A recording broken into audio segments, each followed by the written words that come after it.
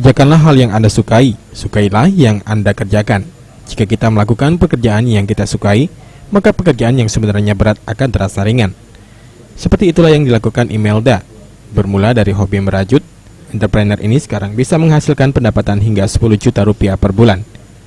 Pertama kali menekuni dunia merajut ini pada tahun 2012 dengan belajar dari kakaknya. Setelah ditekuni dan bergabung dengan komunitas merajut, ternyata menjadi hobi yang memiliki pangsa pasar bisnis yang menjanjikan.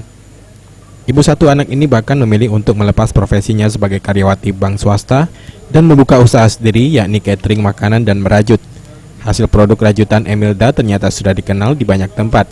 Bahkan salah seorang artis sering memesan rajutan berupa tas, baju, serta pernak-pernik lainnya. Harga untuk tas rajutan tangannya dari 300 hingga 500 ribu rupiah. Untuk telapak meja ukuran besar dijual dengan harga 1 hingga 3 juta rupiah. Ia sendiri mengenalkan produk rajutannya melalui media sosial dan dari mulut ke mulut, sehingga tidak heran dalam sebulan penghasilannya dari hobi merajut mencapai 10 juta rupiah. Lagi setelah jadi hobi, lama-lama kesininya dilihat pangsa pasarnya cukup menjanjikan. Jadi kalau tahun 2012 deh mulainya. Kemudian ikut komunitas, kita sama-sama merajut bareng. Ternyata peminatnya juga banyak gitu loh. Jadi kesininya lebih diseriusin untuk jadi semacam penghasilan. Kalau omset sih ya sekitar masih di bawah 10 juta lah. Masih di bawah 10 iya, juta. karena memang baru masih rumahan ya. Peminatnya nih dari kalangan mana aja nih?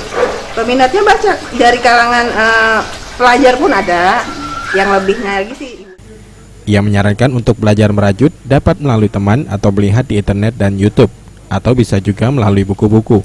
Selama merajut, ia mengaku paling sulit untuk dilakukan yakni finishing. Anda berminat mengikuti jejak entrepreneur ini? Julius Sumban Gaul, PAL TV.